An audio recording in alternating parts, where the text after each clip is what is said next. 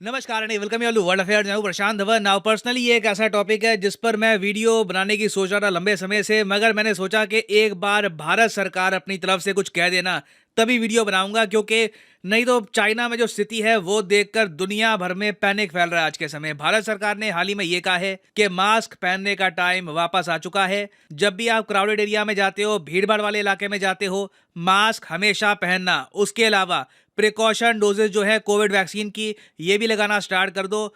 जो चाइना में आज के समय हो रहा है, जो तस्वीरें सामने आ रही है, जो डेटा सामने आ रहा है, ये चिंताजनक है। हम ऑफ कोर्स यही चाहेंगे कि जो भी इस वक्त चाइना में है ये चाइना तक ही कंटेन रहे, दुनिया में ना फैल जाए। और हमारे हेल्थ मिनिस्टर ने कैटेगोरिकली कह दिया है Covid is not over yet. हालांकि मैं आपको बताऊंगा कि भारत में स्थिति चाइना से बहुत ज़्यादा बेहतर क्यों है। इवन आप अगर देखो तो यूएस और यूरोप में भी कोविड को लेकर सिचुएशन इतनी खराब नहीं है जितनी चाइना में है। और जहां तक रही मास्क की बात, देखो भारत सरकार ने एडवाइजरी में कहा है कि मास्क पहनना स्टार्ट कर दो। ये बात ना यूएस ने भी कही है। यूएस में जो इनके हेल्थ एक्सपर्ट हैं, जो सीडीसी है, जो इनका सरकारी मंत्रालय है, इन्होंने भी कहा है कि जो लोग बड़े शहरों में रहते हैं, भीड़ भाड़ वाले इलाकों में जाते हैं, वापस मास्क पहनना स्टार्ट कर दो। ये सर्दी के जो 3 महीने हैं ये हम सबका टेस्ट लेगी। लगातार वेव्स आएंगी कोविड की। एटलीस्ट चाइना में बताया जा रहा है कि इनकी 60% पॉपुलेशन को कोविड होने वाला है। आने वाले 3 महीनों में आप देखोगे कि दिसंबर से जनवरी, जनवरी से फरवरी, फिर उसके बाद फरवरी से मार्च तक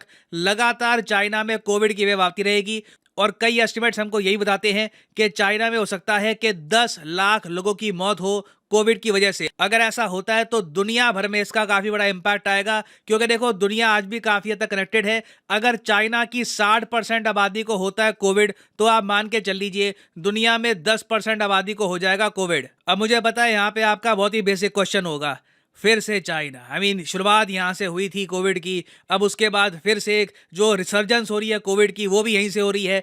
मगर चाइना में इतने ब्लंडर्स ये लोग कैसे कर रहे हैं? इनके यहाँ तो डिसिप्लिन है, सरकार के पास प्रॉपर कंट्रोल है। ये सब होने के बावजूद चाइना ने इतना बड़ा ब्लंडर कैसे कर दिया कि अब यूएस, यूरोप में एक्सपर्ट्स कॉन्फिडेंटली कह रहे हैं कि आराम से चाइना में लाखों लोग मारे जाएंगे और चाइना से वापस दुनिया भर में ये वायरस फैलेगा और दुनिया भर में भी आप देखोगे हजारों मौतें होंगी। रीजन देखिए बहुत ही बेसिकली ये है कि चाइना की जो वैक्सीन्स है ना, इनमें कहीं ना कहीं कमी रह गई है।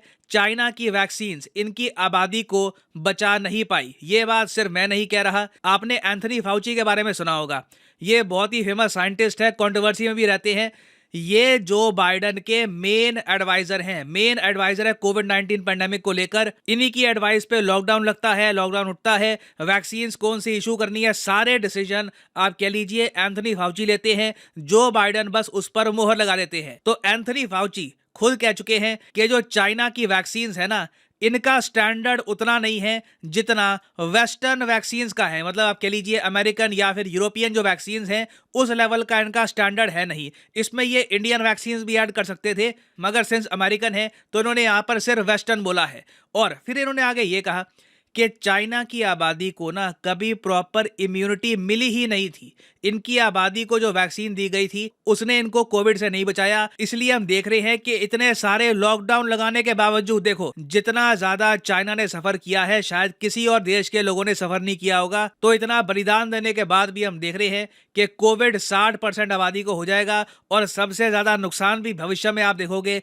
चाइना को ही होगा। और अब आप समझ सकते हैं कि घूम फिर के गलती है यहाँ पर चाइना की गवर्नमेंट की, शी जिनपिंग की, कि ऐसी वैक्सीन जो चाइना की आबादी को बचा नहीं पाई, इन्होंने ना सिर्फ चाइना की आबादी को यह वैक्सीन लगा दी, उसके अलावा पाकिस्तान, अफ्रीका जैसे जो कंट्रीज हैं वहां पर भी यह वैक्सीन कर दिया एक्सपोर्ट। और आप जान के हैरान होंगे, पिछले कुछ महीनों में हमने देखा है कि जो बिगेस्ट टेकर्स थे चाइना की वैक्सीन के, इन्होंने चाइना की वैक्सीन इस्तेमाल भी नहीं करी। चाइना की वैक्सीन पाकिस्तान में, अफ्रीका में काफ़ी जगह बस पड़ी रह गई। इन्होंने बाद में और जगह से WHO की जो वैक्सीन हैं वो मंगाकर यूज़ करी हैं। तो आप समझ सकते हैं 1.4 बिलियन लोग प्रॉपरली वैक्सीनेटेड ना हो तो ये प्रॉब्लम यहाँ पर आएगी। मगर यहाँ पे एक बहुत ही बेसिक क्वेश्चन आपका ये होगा, चलो ठीक है, मान लिया चाइना की जो वैक्सीन्स हैं ये इतनी ज़्यादा ताकतवर थी नहीं और इस वजह से कोविड फैल गया चाइना में, मगर इसका सिंपल सोल्यूशन है वैक्सीन मंगवा लो। इंडिया ने इतनी वैक्सीन एक्सपोर्ट करी है, हमने तो वैक्सीन फ्री में बांटी है। उसके अलावा यूएस समेत दुनिया भर में बहुत से देश हैं, वहां पे कंपनीज वैक्सीन एक्सपोर्ट कर रही है।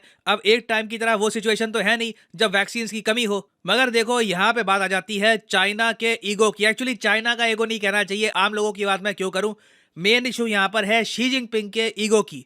शी जिनपिंग ये चाहते हैं कि दुनिया के सामने चाइना दिखे एक मेडिकल सुपर पावर जो पेंडेमिक को खुद ही कंट्रोल कर लेता है। शी जिनपिंग ये चाहते हैं कि चाइना दुनिया को संकेत ये भेजे कि चाइना ने खुद वैक्सीन बनाई और खुद ये पेंडेमिक कर लिया कंट्रोल। मगर गड़बड़ तो हो चुकी है, जो चाइना की वैक्सीन है ये काम कर नहीं रही। मगर शी जिनपिंग ना इस बात को एक्सेप्ट करने को तैयार नहीं है कि जो वेस्टर्न वैक्सीन है, जो अमेरिकन वैक्सीन इनको ऑफर की जा रही है, ये इनको यूज करनी चाहिए। क्योंकि शी जिनपिंग को ये पता है कि अपनी बहुत बड़ी आबादी को इतने सारे डोजेस देने के बाद अगर ये कहती है कि आपको ना 3-4 डोजेस और लगाने पड़ेंगे और ये वाली वैक्सीन आई है ना, ये बाहर से हमने मंगवाई है, इससे शी जिनपिंग की जो इमेज है चाइना में, इसको बहुत बड़ा झटका लगेगा। लोग कहेंगे कि अच्छा तो जो पहले वैक्सीन लगवाई थी वो ऐसी लगवा दी थी। तो शी जिनपिंग देखो बहुत ही बुरा फंस चुके हैं। उसी के साथ साथ अपने लोगों पर इतने ज्यादा लॉकडाउन लगाए, लोगों को इतना मजबूर कर दिया कि लोगों ने सरकार के अगेंस्ट प्रोटेस्ट करना स्टार्ट कर दिया। तो आप कह सकते हैं कि चाइना की किस्मत खराब थी कि इनका जो लीडर है ये एक विजनरी लीडर नहीं है।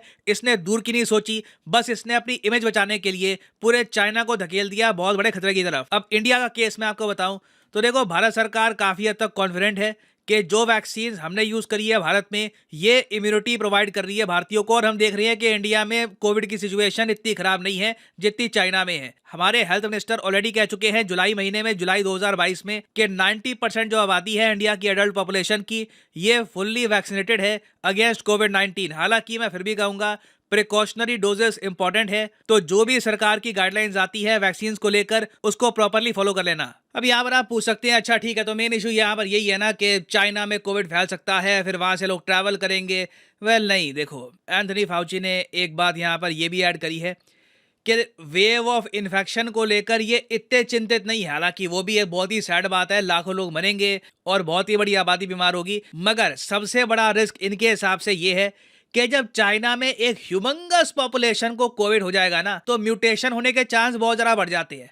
क्योंकि वायरस जब मल्टीप्लाई होता रहता है ना, तब आप देखोगे उसके म्यूटेशन होने के, उस वायरस में बदलाव होने के चांसेस बढ़ सकते हैं। तो अगर मान लीजिए कोई ऐसी म्यूटेशन हो गई जो कल को बाकी वैक्सीन के भी आर पार निकल जाती है, ये एक बहुत ही चिंताजनक बात होगी। तो ये एक ऐसा इशू है जिस पर हमको फोकस करना चाहिए। और मेरे हिसाब से टाइम आ चुका है कि पूरी दुनिया चाइना से फ्लाइट्स बहुत ध्यान से रिसीव करे, चाइना में ट्रैवल बहुत ही कॉशियसली हम करें। और अगर मान लीजिए अनहोनी हो जाती है, फिर से चाइना की वजह से पूरी दुनिया में ये पेंडेमिक वापस आ जाता है, तो उस केस में चाइना को हमें डेफिनेटली अकाउंटेबल ठहराना होगा कि ये वायरस शुरू आपकी वजह से हुआ था, हमने वायरस काफी हद तक कंट्रोल कर दिया, फिर तुम्हारी गलती की वजह से फिर से ये वायरस दुनिया भर में फैल रहा है। और अगर मान लीजिए दुनिया भर में केसेस बढ़ते हैं तो डेफिनेटली आप देखोगे ग्लोबल इकोनॉमिक ग्रोथ और ज़रा कम हो जाएगी। स्टॉक मार्केट हो सकता है क्रैश कर जाए। आज हमने देखा है कि स्टॉक मार्केट काफ़ी हद तक गिरी है। डर यही है कि चाइना में जो हो रहा है ये फैल ना जाए। इवन मैं कहता हूं कि ना भी फैले ना, आप इमेजिन करके देखो 60% चाइना की आबादी को कोविड हो जाएगा अगर, तो कितनी ज़्यादा इनकी प्रोडक्शन कम होगी, चाइना के एक्सपोर्ट्स गिरेंगे, मैन्युफैक्चरिंग कम होगी। ऑफ कोर्स यहाँ पे आप कह सकते हो कि ये हमारे लिए तो अच्छी बात है, मैन्युफैक्चरिंग फिर हमारे यहाँ आएगी। देखो वो प्रोसेस लंबा होगा, वो प्रोसेस कंप्लीट होने में 2-3-4 साल लग सकते हैं, मगर तब तक ग्लोबल इकोनॉमी को चाइना बड़े झटके दे चुका होगा। तो आने वाला समय देखिए बहुत ही टेस्टिंग रहने वाला है। मैं आप सबको यही कहूँगा जो भी होता है डू नॉट पैनिक, जो भी सरकार की गाइडलाइंस है प्रॉपर्ली फॉलो करिएगा।